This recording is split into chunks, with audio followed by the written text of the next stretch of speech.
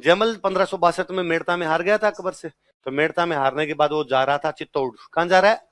मेवाड़ नौकरी करनी है उदय सिंह जी की। रास्ते में जंगल के अंदर उसको एक भील सेनापति था, उसने घेर लिया, मल्लू भील। क्या नाम था?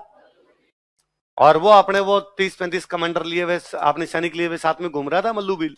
और उसने ये देखा जयमल रिये को 30-50 आदमी जा रहे थे, और उसने कहा हथियार नहीं चलेगा, सबके सबको मार देंगे वरना। तो जयमल का जो सैनिक थे उन्होंने जयमल से पूछा, अठ है कि बठ है? अठ है या बठ है? यहां जंगल में मल्लू भील से लड़ना है या चित्तौड़ जाके अकबर से लड़ना है? जयमल ने कहा बठ है। और सबने हथियार रख दिए, फटाफट सबने हथियार रखे। उस मल्लू भील को कहा हथियार उठा ले, और जयमल और उसके सैनिक चल पड़े। उस मल्लू भील ने कहा रुको रुको यार, रुको एक बार रुको, तुम हथियार ले जाओ यार भले, और मैं तुम्हें कुछ ही नहीं कहूंगा। तुमने ये बात क्या की थी? ये बात बताओ यार, आपस में क्या बात हुई? जयमल ने कहा छोड़ यार, तेरे को हथियार चाहिए, हथियार ले, रवाना हो यहां से। उसने कहा ना ना यार, मैं भाई हो यार तुम मेरे, तुम यार बात बता जाओ, हथियार ले जाओ तुम्हारे वापस।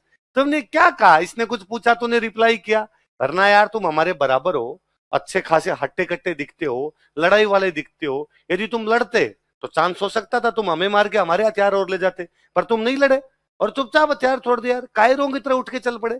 पर तुम कायर भी नहीं हो, तुम्हें देख के ये भी नहीं तक तुम डर गए हमसे। तो तुम ना तो डरे ना लड़े, हथियार छोड़ दिए, चल पड़े, कारण क्या है और बात क्या हुई?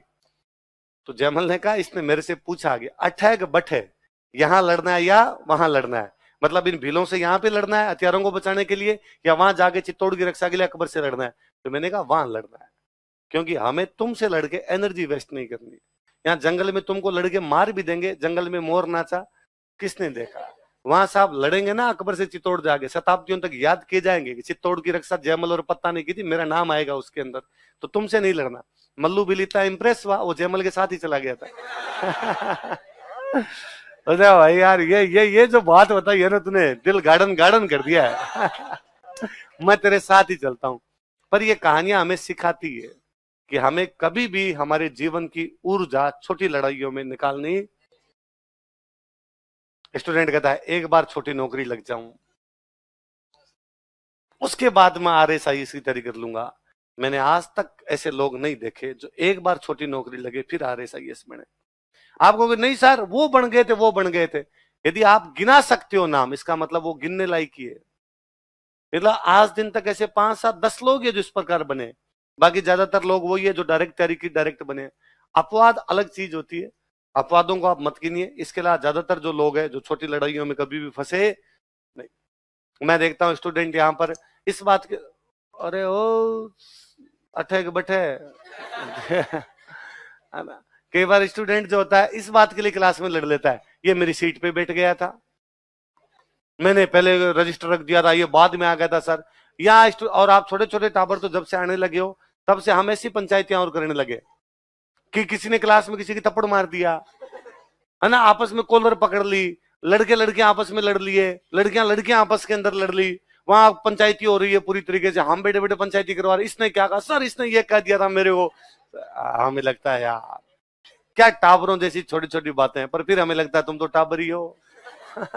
गलती यह है कि तुम्हारे घर वालों ने जल्दी भेज दिया तुम्हें इधर, पर आप भेज दिया तो कोई बात नहीं। अब अपने को ध्यान रखना है, हमें हमारी एनर्जी कभी भी छोटी लड़ाइयों में निकालनी अठ है कि हमें कहाँ लड़ाई लड़नी है, बट हमें IAS बनना है भाई साहब। छोटी छोटी लड़ाइयां लड़नी, कभी IAS बन जाओगे, और जिस दिन IAS बन जाओगे उस दिन किसी डॉक्यूमेंट पे, एक डॉक्यूमेंट पे साइन करोगे और पता नहीं कितने लोगों का भला कर दोगे। लड़ाई वो है, लड़ाई वो है कि एक कोई आप किसी गांव के अंदर गए हुए हैं, गांव में कैंप लगा हुआ है और उस कैंप में आप भी गए हुए कलेक्टर बन के, और एक बुढ़ी सी महिला आपके पास आती है और आगे कहती है कि बेटा बताइए जी मैंने आपको, या कोई दूसरा एग्जाम्पल लो आप कि एक कोई सरकार की योजना है, और सरकार की योजना है कि सब लोगों को घर मिलने चाहिए, लेकिन खूब सारे ऐसे लोग रहते हैं जिनके पास में घर नहीं है। आप यहां से आगे चलिए, इस रोड पे थोड़ा सा आगे चलिए, इधर झुग्गी झोंपड़ी है ना। कितना अजीब सा नहीं लगता कि आज भी जब लोकतंत्र के 75 साल बीत गए हैं, हमारे बीच के कुछ लोग हैं जिनके पास घर नहीं है।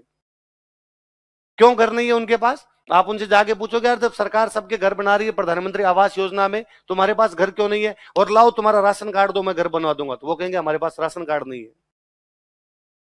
हमारे पास क्या नहीं है? वो चलो यार राशन कार्ड बनवाते, तुम आधार दे दो, वो कहेंगे हमारे पास आधार नहीं है। इसका मतलब अभी तक देश के नागरिक ही नहीं है। आप कहोगे यार आधार कैसे नहीं है तुम्हारे पास, तुम वोट डालते हो, तुम्हारे नेता को कह दो कि भाई हमारा आधार बना दोगे, हमारे पास वोटर आईडी नहीं है।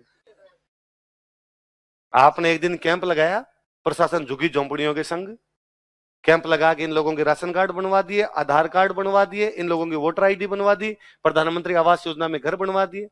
लड़ाई ये है। उस दिन भला होगा, पता नहीं कितने लोगों की दुआएं मिलेगी, वरना ये छोटी छोटी चिंदी चोरी की लड़ाइयां।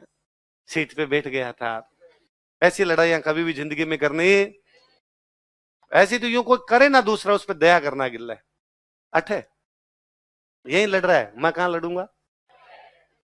ऐसे लोगों पे दया आनी चाहिए। ऐसा कोई आप कुछ कह भी दे, उल्टा सीधा कह दे, कई बार कहता है सर इसने गाली निकाल दी, जिससे मैंने लड़ लिया, मेरे पास आ जाना, अपने उसको दोनों मिलके गालियां निकाल देंगे। तुम वापस उसको कोई भी गालियां निकालोगे, सर ये परिवार को गाली तो कौन सहन कर सकता है। यदि कोई गाली निकालता है ना, इसका एक सिंपल सा मीनिंग है, उसके पास भाषा नहीं है। उसके पास है, जब आपके शब्द समाप्त हो जाते हैं तब आप गाली निकालते हो। और कोई वर्ड एप्रोप्रिएट वर्ड नहीं मिल रहा था क्या बोलना चाहिए, क्योंकि आपको भाषा आती नहीं है, तो आपको लगा अब यही बोल दूं। और तो क्या बोल सकता हूं, इसलिए उस आदमी पर तो और दया आनी चाहिए। हे भगवान, इसको तो भाषा भी नहीं आती। उल्टा आप उसको कहोगे प्लीज इस शब्द की जगह तो अच्छा शब्द बताऊं और तू इसका इस्तेमाल कर, थोड़ा ठीक रहेगा। इस प्रकार के शब्दों का प्रयोग मत कर। इसलिए कभी भी छोटी छोटी लड़ाइयां लड़नी नहीं। कभी भी छोटी लड़ाइयों में अपना जो एनर्जी लेवल है वो समाप्त करना। जिंदगी बड़े मौके देगी, बड़ी लड़ाइयां लड़ोगे, बड़ा नाम होगा, लोग याद करेंगे। मेरे जैसा टीचर भी कभी कहेगा अरे ये अपना स्टूडेंट है, तब अच्छा लगेगा, अच्छा नहीं लगेगा। हालांकि मुझे तुम वैसे ही अच्छे लगते हो, अब भी अच्छे लगते हो, पर तब यूं गर्व करने और प्राउड करने वाली बात होगी ना कि देखो इस स्टूडेंट ने ये काम किया। वरना भाई खूब सारे स्टूडेंट आरएस भी बनते हैं, खूब सारे स्टूडेंट आईएएस भी बनते हैं, पर तुमको ऐसा काम कर जाओ जो बाकी लोगों से अलग हो, सब लोगों की नजर के अंदर आओ।